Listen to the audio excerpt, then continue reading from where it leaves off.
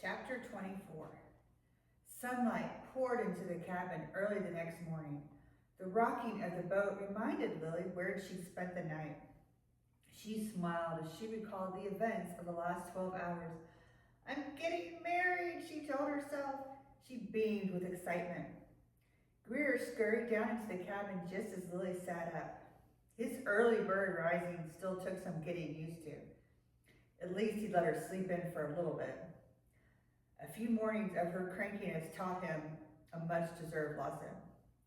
"Good morning, my beautiful fiancée." Grier smiled and leaned across the bed to kiss her passionately. "I dreamt the strangest thing last night." She sat up, wrapped a chenille throw around her shoulders to cover her nakedness. "If your dream featured the greatest sex of our lives, you weren't dreaming, baby," Grier said with a smug grin.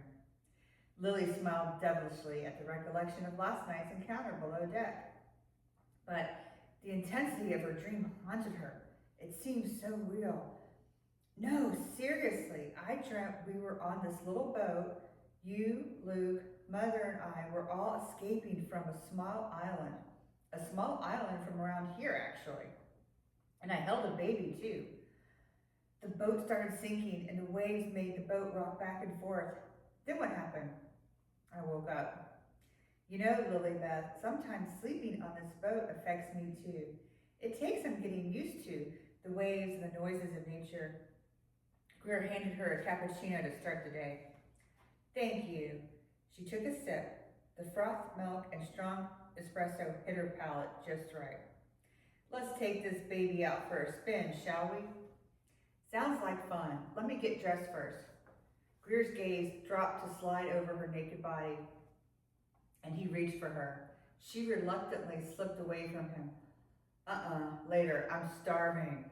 They devoured the previous night's leftovers and made their way to the helm. The sun greeted them, sparkling over a spectacular view of the Keys. Grier revved up the engine and steered the Lilybeth around the tiny island. "Hey, do you want to drive?" Lily nodded her head, slid her bikini-clad body into his lap, and took the steering wheel. Grier's arms folded around her. He placed his chin on her shoulder and nuzzled his lips against her neck. The top of her string bikini accidentally became untied. Grier's hands found their way to her eager breast. "Is this some sort of ploy to free up your hands?" She smiled at him, thoroughly enjoying the tingles his touch sent through her now topless body. "You're too smart for me, Lilybeth." Grier continued his assault on her senses. Deciding to actually pay attention to the driving at hand, she kept an eye on the wheel and the beautiful blue-green water ahead. She checked all the important gauges on the bridge.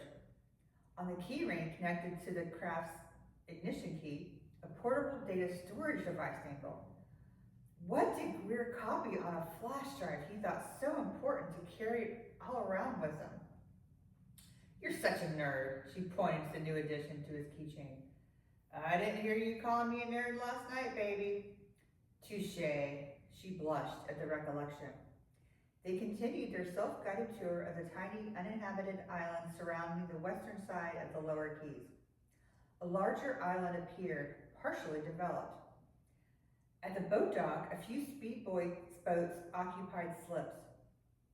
Through the mangroves, part of the building protruded. "What is this place?" Lily asked. "It's named Baby Cay. It's a privately owned island." "Oh, how neat.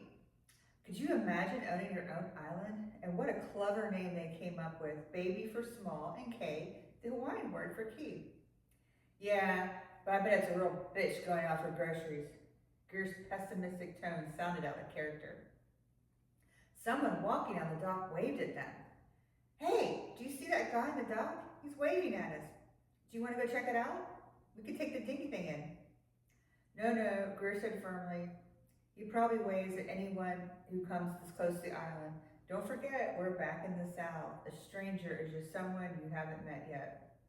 Besides, I have something else in store for us today, sweetheart." "Shopping for an engagement ring?" She eagerly glanced down at her naked ring finger. Although she appreciated Grier wanting Lily to select her own engagement ring, she couldn't wait to have a great big diamond ring on her finger. No, not today, my love. I have something else in mind. We're going on a plane ride. Ooh, what kind of plane ride? Is it one of those seaplane thingies?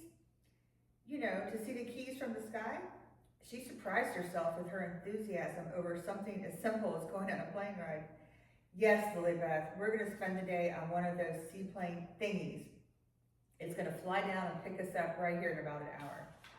Grier embraced Lily as he lowered his head and whispered into her ear, "Bring all of your things because we're not coming back here to the boat. Those Create Life executives are going to bring the Lilybeth back to the mainland, where we're going to meet your mother, Luke, at the Key West airport. They will have your luggage from the hotel. I have to fly up for a meeting at Walt Disney World. We're all going to take the corporate jet to Orlando." Lily nodded and rushed down the stairs into the cabin to get ready. She wondered why Grier shouted about the seaplane, but whispered about the corporate jet. Come back tomorrow for the next chapter.